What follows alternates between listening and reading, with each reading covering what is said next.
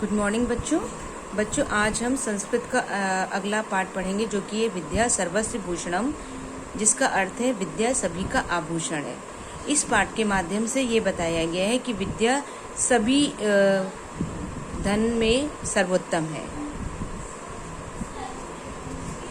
चलिए देखिए, अलग अलग श्लोक में इसके महत्व को बताया गया है। जैसे नक्षत्र भूषणम चंद्रो नारिणाम भूषणम पति पृथ्विया भूषणम राजा विद्या सर्वस्व भूषणम।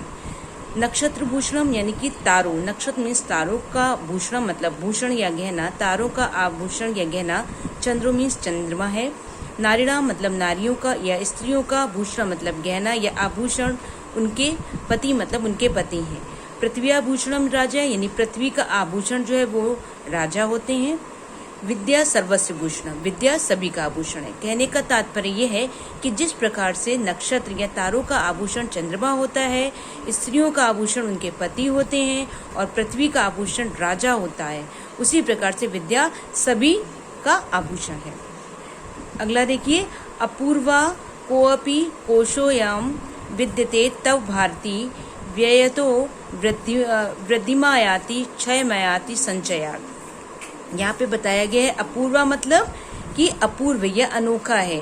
कोई मतलब कोई, कोशाया मतलब भंडार, विद्यते मतलब विद्या, तव मतलब तुम्हारी, और भारती मतलब यहाँ पे सरस्वती जी को संबोधित करते हुए कहा गया है कि हे देवी सरस्वती कि यह विद्या तुम्हारी कोई अनोखा ही भंडार है। अपूर्व मतलब अनोखा, कोई मतलब कोई, कोशाया मतलब भंडार है। ठीक है। व्ययतो मतलब व्यय करने से अर्थात खर्च करने से।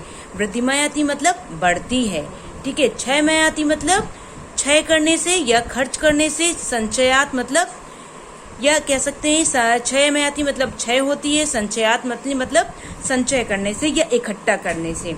ठीक है, कि इकट्ठा करने से यहाँ पे कहा गया है कि व्यय करने से बढ़ती है और संचय करने से क्या होती है, घटती है।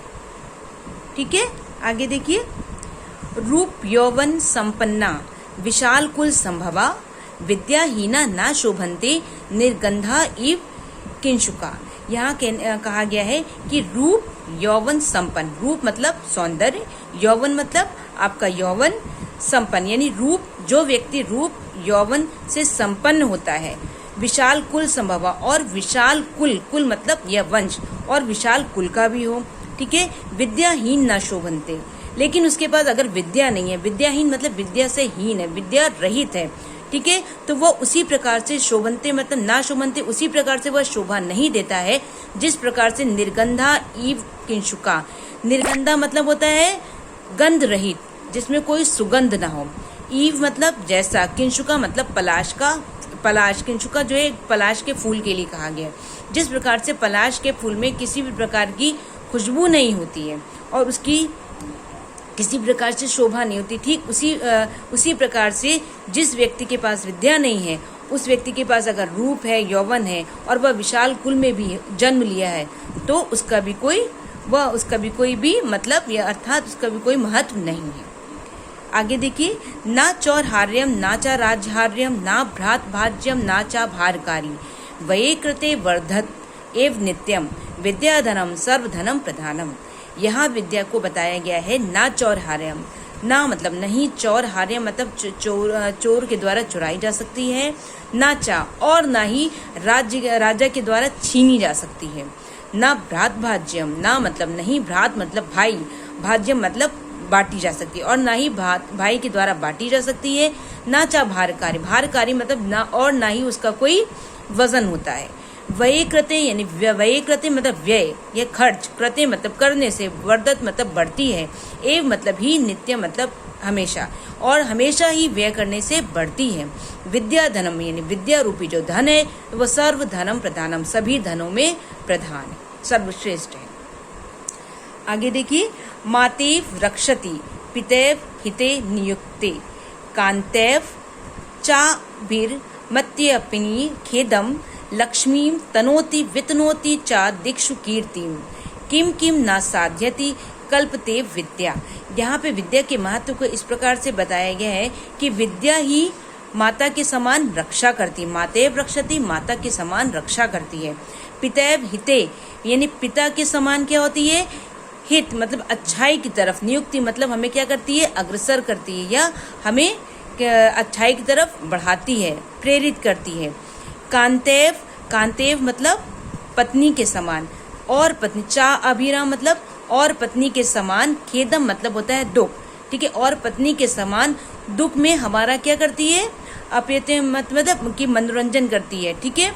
लक्ष्मी विनोती, लक्ष्मी मतलब धन को, तनोती मतलब बढ़ाती है।